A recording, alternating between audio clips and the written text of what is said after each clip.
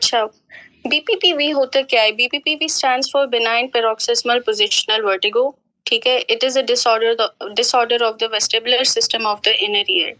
क्योंकि हमारा जो इनर ईयर है वो हियरिंग और बैलेंस के साथ रिलेट करता है, तो हम देखते हैं कि अब ये बीपीपीवी जो है ये बहुत कॉमन डिसऑर्डर है।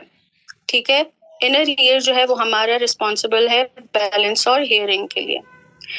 अच्छा, अब ये बिनाइन क्या होता है? पहले मतलब इसकी एनाटॉमी और फिजियोलॉजी पे प्रोसीड करने से पहले हम उसका जनरल देख लें कि बिनाइन और इनके ये जो मतलब वर्बली इनके जो है वर्ड्स उनका मीनिंग क्या है। तो benign basically it is not life threatening and will generally not progress. Paroxysmal का क्या मतलब होता है? It describes how the symptom occurs suddenly in brief episodes of mild to intense vertigo.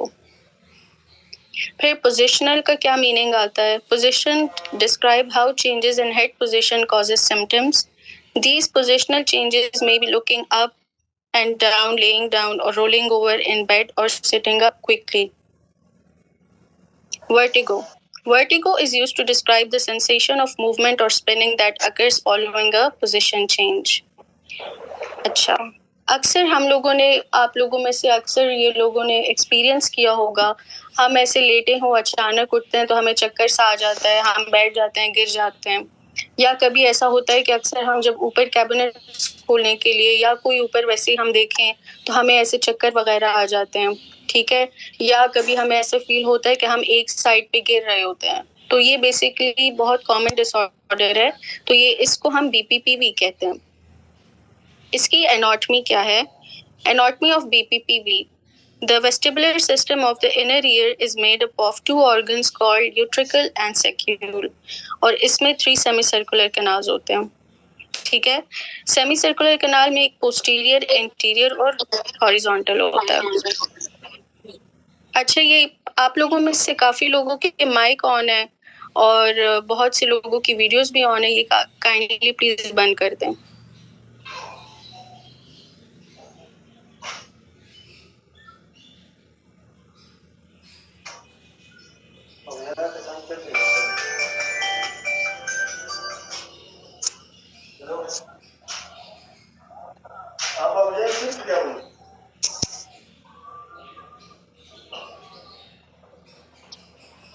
ठीक है, अच्छा तो उसके बाद फिर हम आते हैं इसकी एनाटॉमी की। एनाटॉमी में इसके जो यूट्रिकल और सैक्यूल्स हैं वो हमारे पास उसके पास जाके एक मेम्ब्रेन होती है जिसमें हमारे पास कैल्शियम कार्बोनेट क्रिस्टल्स पड़े होते हैं। वो कैल्शियम कार्बोनेट क्रिस्टल्स बेसिकली जो होते हैं, अगर उसको हम ऑटोकोनिया बोलते हैं, ठीक है, जो कि हमारी मूवमेंट में अपनी वो मूवमेंट को सेंस करते हैं और उसमें हेल्प करते हैं। अब बेसिकली बीपीपीवी कॉज कैसे होता है?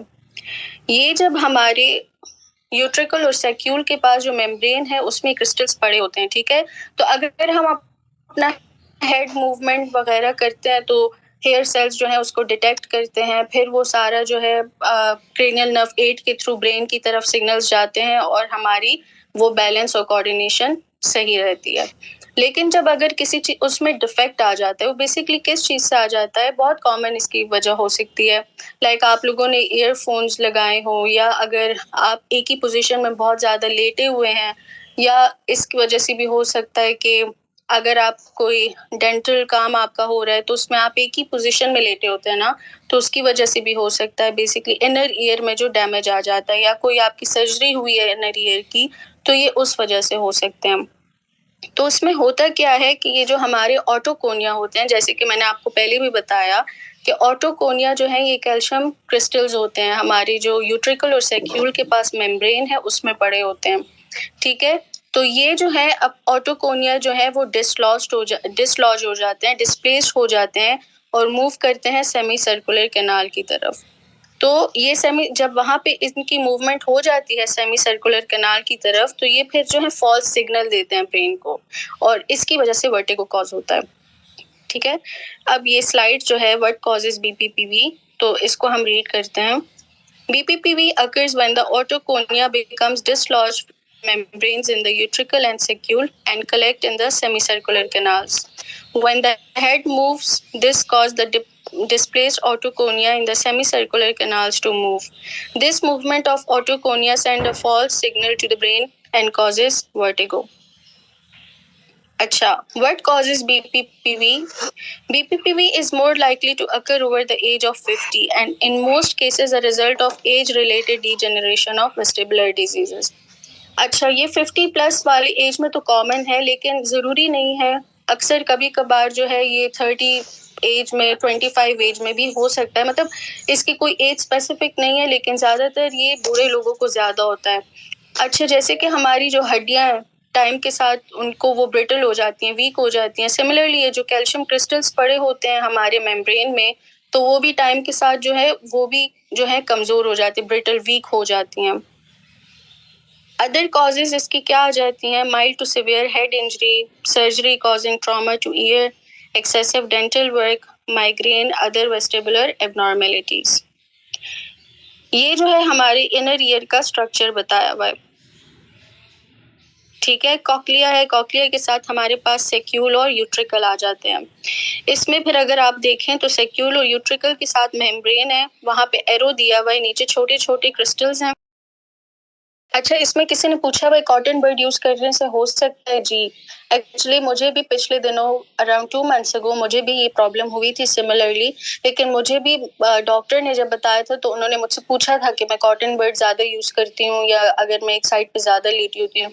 लेकिन मेरा मेन वजह ये था कि मैं कॉटन बड बहुत ज़्यादा यूज़ करती हूँ, तो इस वजह से भी अक्सर आपका इनर ईयर डैमेज हो सकता है, तो उसकी वजह से भी ये चीज़ होती है.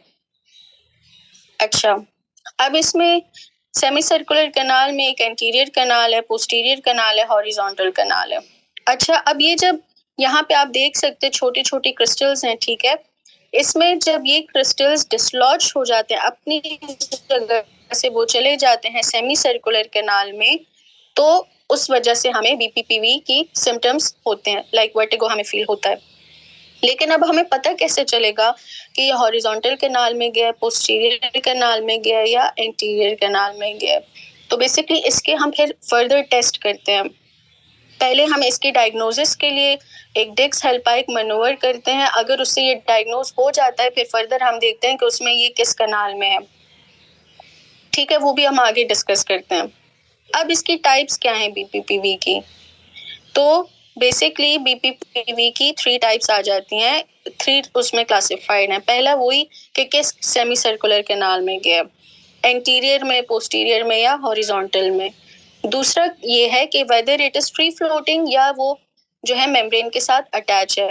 तो अगर ये फ्री फ्लोटिंग है, सेमी सर्कुलर कैनाल में फ्रीली मूव कर रहे हैं, तो उस टर्म को हम बोलते हैं कैनालिथिएसिस. ठीक है, और अगर ये मेम्ब्रेन के साथ अटैच्ड हैं तो उसको हम बोलते हैं क्यूपुलोथिएसिस.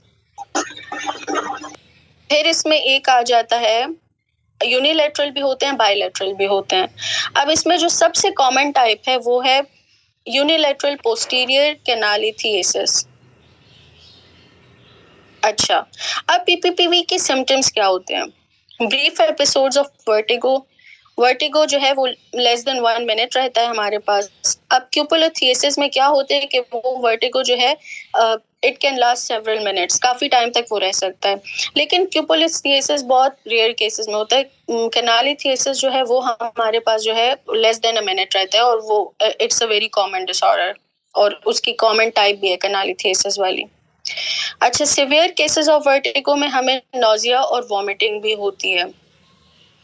अब निस्टैग्मस क्या होता है? निस्टैग्मस का भी आप लोगों ने कभी मतलब सुना होगा, बहुत से लोगों ने इसके बारे में. बेसिकली इनवॉलेंट्री आई मूवमेंट को हम निस्टैग्मस बोलते हैं. तो अगर हम मतलब जब बीपीपीवी के डायग्नोसिस टेस्ट मतलब परफॉर्म करते हैं, डिक्स हेल्पाइक मैनूवर हो गया, या अगर हम उसके ट्रीटमेंट वाले अप्लेस मैनूवर या सेमॉन्ट मैनूवर ये सब अप्लाई करते हैं, तो उसमें जब आप लोग टेस्ट परफॉर्म कर रहे होते हैं तो आप लोग देखते हैं कि आई की जो है इनवॉलेंट्री मूवमेंट हो रही होती है. That is basically known as nystagmus. Nystagmus से भी हमें ये अंदाजा होता है कि वेदर हमारे पास जो ऑटोकोनिया डिसलॉज्ड हुए हैं तो वो किस कैनाल में गए हैं, पोस्टीरियर में, एंटीरियर में या हॉरिजॉन्टल में. अच्छा, अब बीपीवी को हम डायग्नोज कैसे करते हैं?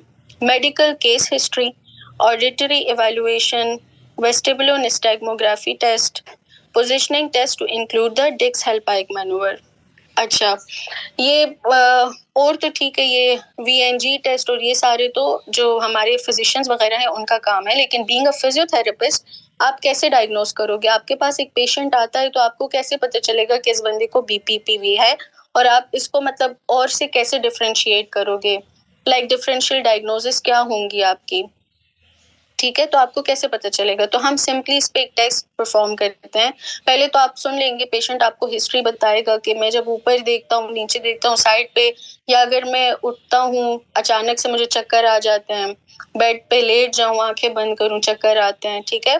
तो आप उसकी हिस्ट्री देख लोगे, आपको थोड़ा बहुत माइंड में अंदाजा हो जाएगा कि भाई ये तो इस जिसकी बात कर रहा है वो ये डिजीज है। फिर उसके बाद आप जब उस पे टेस्ट परफॉर्म करोगे, डिक्स हेल्पाइक मैनूवर, इसको हम कैसे परफॉर्म करते हैं? इसमें ये होगा कि पेशेंट को हम सीधा मतलब वो बैठ जाएगा, उसको हम थोड़ा सा बोलेंगे कि अपना हेड टर्न करे, उसी पोजीशन में हम पेशेंट को लिटा देंगे काउच पे, ठीक है? उसी में हम उसको लिटा देते हैं। फिर उसके हेड को हम जब लिटाएंगे उसी स्टेट में उसका हेड को जरा हम नीचे करेंगे तो पेशेंट को जरा सा डिजीनेस फील होता है, वो उसको चक्कर आने लगते हैं, ठीक है? उससे हमें थोड़ा बहुत कंफर्म हो जाता है कि इसको बीपीपीवी है। फर्दर हम उसको कैसे कंफर्म करते हैं कि जब हम उसकी हेड मूवमेंट करते हैं उसमें निस्टैग्मस होता है, ठीक है? अब वो निस्टैग्मस जो है, अगर वो अप बीटिंग है, डाउन बीटिंग है, तो ये हमें शो कर रहा है कि पेशेंट को पोस्टीरियर कैनाल में ऑटोकोनिया डिसलॉज हुए हुए हैं। अगर वो हॉरिजॉन्टली मूव कर रहे हैं तो इट मींस कि वो हॉरिजॉन्टल कैनाल में गए। एंटीरियर कैनाल बहुत रेयर केसेस में होता है, ठीक है? तो यहाँ पे अब लिखा भी हुआ है, ये स्लाइड हम पढ़ेंगे, डिक्स Hallpike manoeuvre. This Hellbike maneuver is performed by moving the patient's body and head in different position and observing the nystagmus. The characteristic of the nystagmus will determine which semicircular canal is affected. Vertigo likely occur during the Dix Hellpike maneuver if you have BPPV. इसको हम treat कैसे करेंगे? CRP कनालित रिपोजिशनिंग procedure होता है, इसमें हम different specific head और body movements करवाते हैं ताकि वो ऑटोकोनिया जो डिसलॉज्ड हुए हैं सेमी सर्कुलर कैनाल में, वो अपनी जगह पे सर्कल में वापस आ जाए, ठीक है? ब्रांड डेरोफेक्सिस हम करवाते हैं, होम बेस्ड एक्सरसाइजेस देते हैं, ठीक है? हम पूरा एक्सरसाइज प्लान बना के देते हैं कि पेशेंट को ये दिन में 2 से 3 टाइम करना होगा, वीक में 3 दफा 4 दफा, ठीक है? डिफरेंट वो हेड मूवमेंट्स करेगा जो हम उनको पूरा एक्सरसाइज प्लान बना के देंगे, तो उसके अकॉर्डिंगली वो करेगा तो होपफुली इसके प्रोग्नोसिस चांसेस बहुत अच्छे होते हैं। ऑटोकोनिया जो है वो जो डिसलॉज्ड हुए होते हैं वो वापस अपने जगह पे वापस आ जाते हैं। अच्छा, अब वही कनालित रिपोजिशनिंग जो इसका ट्रीटमेंट है उसकी टाइप्स कितनी होती हैं, और मतलब उसमें मोस्ट कॉमन टाइप्स जो है एप्ले मैनूवर और सेमोंट मैनूवर, इसमें आप देख सकते हैं इस पिक्चर में। एप्लेस मैनूवर में पहले पेशेंट बैठा हुआ है, ठीक है, इन अपराइट सिटिंग पोजीशन, लेग उसके एक्सटेंडेड होते हैं, हेड को हम 45 डिग्री पे थोड़ा सा रोटेट करते हैं, ठीक है? फिर उसके बाद हम क्या करते हैं, patient slowly brought upright maintaining 45 degree, फिर patient is quickly and passively force down backward into supine position. Head, अच्छा, इसमें आप लोगों में काफ़ी एफएससी वाले स्टूडेंट्स हैं तो ये सुपाइन, प्रॉन, ये पोजीशंस, ये मेडिकल टर्मिनोलॉजी यूज़ हो रही है इस वक्त। तो सुपाइन में ये बता दूं कि जो बंदा हम बिल्कुल सीधे लेट जाए ना तो उसको हम सुपाइन पोजीशन बोलते हैं, अगर आप उल्टा लेट जाओ तो उसको हम प्रॉन पोजीशन बोलते हैं। तो बेसिकली जब आप पेशेंट का हेड रोटेट करोगे उस पोजीशन में लेके आओगे, ठीक है? उसका हेड को आपने पकड़ा होगा और 30 डिग्री जो है नेक एक्सटेंशन में लेके आओगे। उसके बाद आप पेशेंट की आईज चेक करोगे, उसमें निस्टैग्मस चेक करोगे, ठीक है, 1 से 2 मिनट में। फिर वो देखोगे, फिर पेशेंट को है 90 डिग्री उसका हेड फिर रोटेट करोगे टू ऑपोजिट डायरेक्शन, और इसी पोजीशन में 1-2 मिनट तक पेशेंट लेटा रहेगा। फिर इसमें आप 5th पे क्या कर रहा है, वो patient rolls into shoulder rotating head 90 degree, patient now moving downward at 45 degree angle. और फिर क्या करेंगे, हम सेकेंडरी स्टेट निस्टैग्मस चेक करेंगे और इसी पोजीशन में पेशेंट 1 to 2 मिनट रहेगा, और फिर यहाँ पे 6th वन में वापस पोजीशन पेशेंट जो है आके अपनी पोजीशन में बैठ जाएगा। ये एक्सरसाइज आप उनको 2 दफा भी करवाएं ना तो पेशेंट के सिम्टम्स बहुत हद तक जो है वो रिजॉल्व हो जाते हैं। ये जो है सिमोंट मैनुअर है। अच्छा, एप्ले मैनुअर और सिमोंट मैनुअर में ये होता है ना, डिफरेंस दोनों में ये, अच्छा एक्सरसाइजेस तो यही है ना कि हेड मूवमेंट कर रहे हैं, मतलब राइट या लेफ्ट या नेक एक्सटेंशन में जाके, लेकिन दोनों में डिफरेंस क्या है बेसिकली? तो एप्ले मैनुअर में ये होता है कि हम अगर जो एक्सरसाइज करवा रहे हैं, ये जो हेड मूवमेंट्स होती हैं, उसमें हम बीच में रेस्ट देते हैं उनको, ठीक है। लेकिन सिमोंट मैनुअर में वो सारी चीजें जो है बहुत रैपिडली हो रही होती हैं, जो हेड मूवमेंट्स हैं वो बहुत रैपिडली आप करवा रहे होते हैं। तो दोनों में बेसिकली सिर्फ ये डिफरेंस है। अच्छा, कैन बीपीपीवी कॉज लास्टिंग प्रॉब्लम्स? तो most cases of BPPV can be successfully treated after 1 or 2 canalith repositioning procedure. It is likely to reoccur several times within a person's lifetime. Although BPPV is not life-threatening, the symptoms can be debilitating before treatment occurs. ठीक है, तो ये हमारा बीपीपीवी का lecture था। अच्छा, अगर एक ये भी क्वेश्चन आ सकता है माइंड में कि अब एक बूढ़ा बंदा है, उसके तो ऑलरेडी बैलेंस और कोऑर्डिनेशन का इशू होता है, ठीक है। ये मैं आप लोगों से पूछना चाह रही हूँ, बूढ़ा बंदा है, उसमें ऑलरेडी बैलेंस का इशू है, तो अगर हम उस पे ये ट्रीटमेंट करवाते हैं, मतलब हम अगर ये कह रहे हैं उसको वर्टिगो है, तो अगर हम ये ट्रीटमेंट करवाएंगे तो उसका क्या इफेक्ट होगा बैलेंस और कोऑर्डिनेशन पे? एनीवन?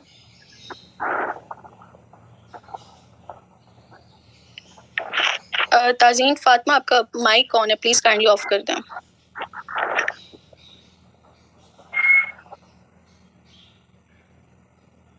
जी,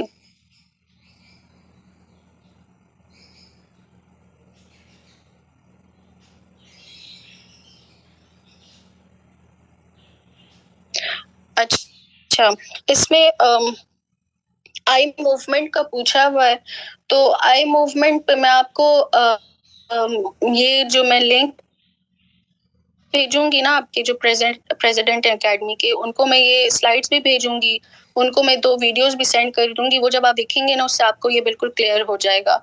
आई मूवमेंट जो है वो बिल्कुल रैपिडली होती है, जो अंदर आई बॉल्स हैं आपके, या वो लेफ्ट राइट बिल्कुल जल्दी जल्दी से मूव कर रहे होते हैं, या बिल्कुल ऊपर नीचे जैसे आप देखते हैं ना, अप बीटिंग और डाउन बीटिंग, तो वो ऐसे ऐसे हो रहे होते हैं। उसको हम बेसिकली निस्टैग्मस बोलते हैं, और वो पेशेंट के कंट्रोल में नहीं होता, वो बिल्कुल इनवॉलेंट्री मूवमेंट होती है आई की। उससे आप फर्दर डिफरेंशिएट कर सकते हो कि जो ऑटोकोनिया डिसलॉज हुए हुए हैं वो कहाँ पे हैं, किस कैनाल में, पोस्टीरियर में है, हॉरिजॉन्टल में है, या एंटीरियर में है। अच्छा, वो बूढ़े बंदे वाला मैंने सवाल पूछा, उसका किसी ने मुझे आंसर नहीं दिया। खैर, जो एजेड पॉपुलेशन है वैसे भी उनको हमारा बैलेंस और कोऑर्डिनेशन का इशू होता है, ठीक है।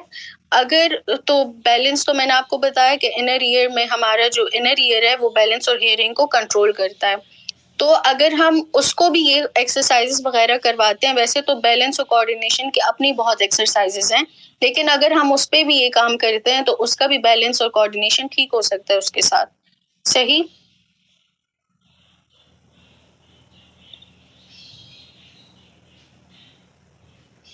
जी, ये मैनूवर जो है ये मतलब आप हर एक बंदे पे करवा सकते हो, इसमें कोई इतना लाइफ थ्रेटनिंग वगैरह नहीं है, बस इसमें सिंपल आपने हेड मूवमेंट्स करवानी होती हैं।